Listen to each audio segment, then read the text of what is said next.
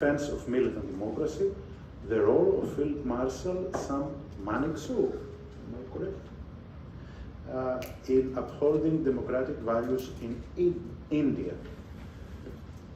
Well, let me begin by joining everyone else and thanking the organizers for organizing this conference. Jindal University is my alma mater, and I now work as a barrister in India. And this topic, and in fact this discussion, comes as a keen interest of mine, and I am thankful to my grandfather who served in the Indian Army, who has encouraged this interest of mine to focus on these areas of studies. And often tales of Sam Manekshaw, MC, who was awarded the Military Cross for his services in Burma.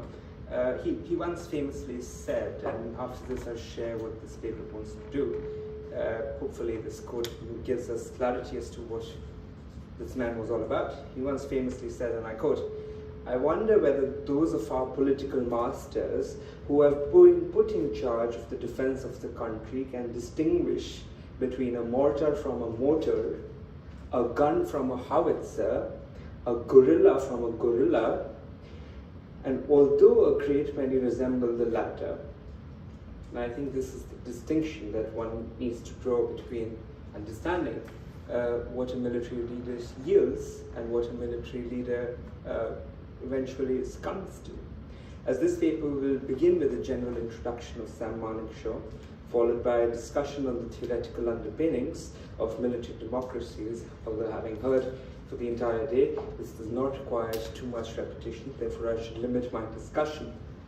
And while discussing these theories, or perhaps after discussing these theories, I will oscillate towards Manekshaw's periods of service to underscore the values that he had towards theories that have been laid down not just in this paper, but across the entire day. And in some sense, this paper serves as a good segue for what is to come tomorrow. Now, having said all this, what I'd also like to share is that Manekshaw's tenure as the Chief of the Armed Forces of India came at a time when the nation was facing internal and external threats. His approach to leadership was underpinned by firm belief in the supremacy of civilian authority and the Constitution of India. He was also committed dearly to the democratic ideals, which was evident from his handling of internal crisis and the respect of law. Field Marshal, now this is his full name, Jack, Field Marshal Sam Hormozji Ramji Jamshedji Manekshaw, MC, was one of the most distinguished leaders of the Indian Armed Forces. Now, in the subaltern days, when the British officers addressed others as Mr. and not by their ranks, since his name was rather long and was a tongue twister, his British officers and his superiors nicknamed him as Mr. Macintosh. So now Mr. Macintosh, in one of his reports as a junior officer, was named as someone who can maintain a stiff upper lip in adversity, does not lose heart, and possesses the power of command, drive, and cheerful personality. He is also popular with his fellow cadets. And this becomes an important criterion which we shall return to after discussing a few theoretical points that have been laid down in abundance this morning, therefore really negating my role in doing that to its bare minimums. But what I understand from the concepts laid down here under is the difference between a constitutional government and what might one understand in the 21st century as a demagogue or perhaps even a populist leader, and the definitions laid down by these German scholars defines constitutional governments, especially Lowenstein, defines this in terms of the conception of the rule of law that guarantees rationality and the calculability of administration. Conversely, perhaps one can understand populism as a substitution of the rule of law, of a legalized opportunism in the guise of its reason of being. This also includes, but is not limited to, the high-pitched nationalist enthusiasm and a permanent psychic coercion. However, these encounters, or also these distinguishing factors, can in some sense also become follies of a democratic system. And the theoretical aspects discussed in Carl Schmitt's work on the Weimar era's writings aimed towards that is the Marshal source when discussing the constitutional state to defend it from its enemies, which are within the system, or perhaps those beyond the borders as well. These constitutional accounts also become important in understanding and defining the constitutional core and the notions in their work in military democracies in the 1928 constitutional theory, which is understood as the political content of the original decision that determines the entirety of the political unity and the specific nature of these formal procedures, which are based on the political decisions which are collectively expressed.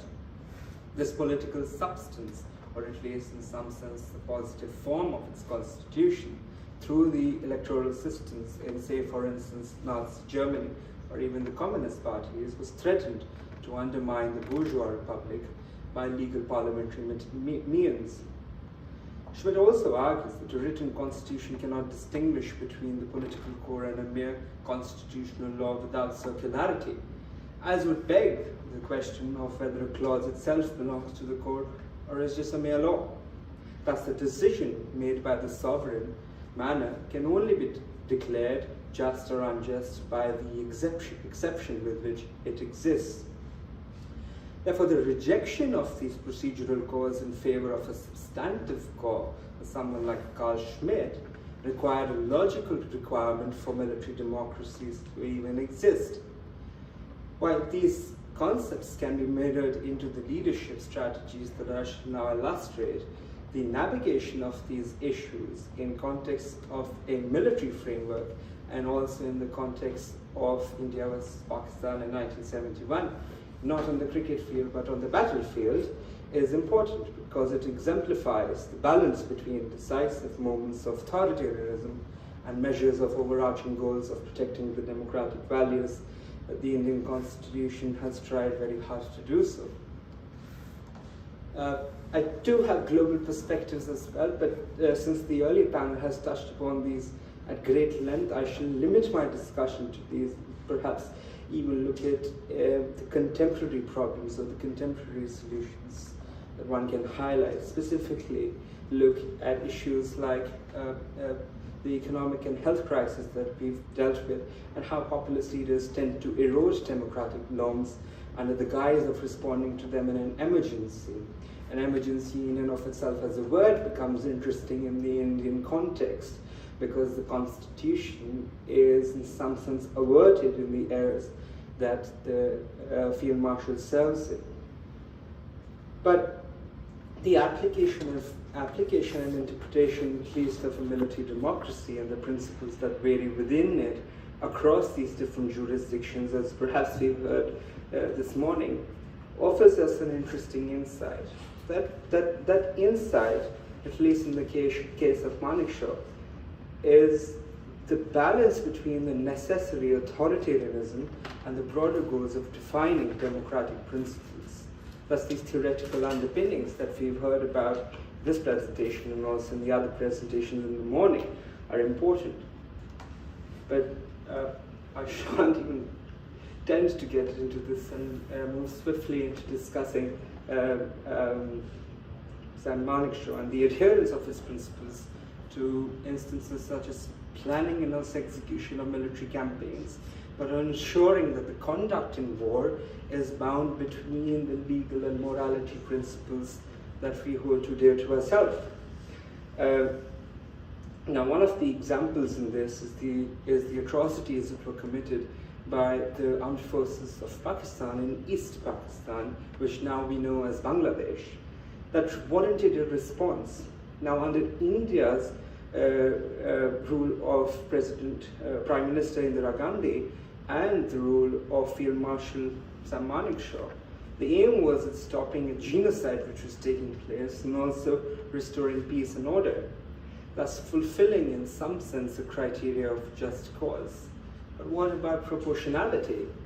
Well, Sam Manekshaw once famously said, if you enter a war, you should know when to exit it.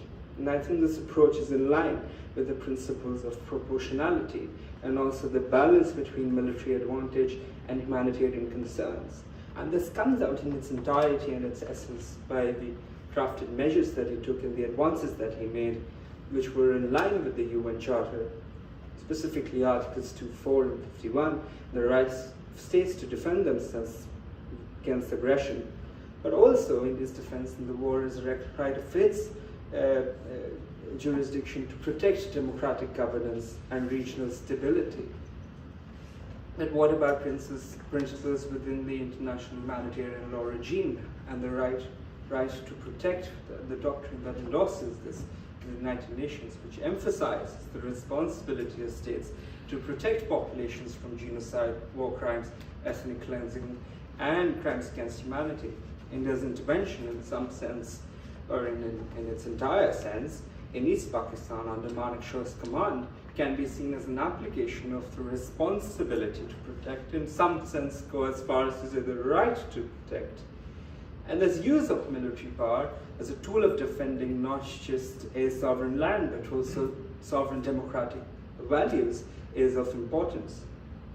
But moving slightly away from questions of democracy, but also to his personal moral compass, in the post-war eras, Manekshaw were rejected time and again offers of political positions, emphasizing the importance of his apolitical nature and his attitude towards the armed forces.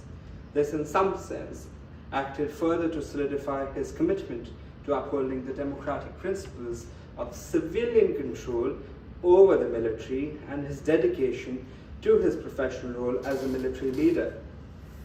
How must we now remember him is a question that is posed not just to persons within military circles, but also those related to this, such as us as lawyers.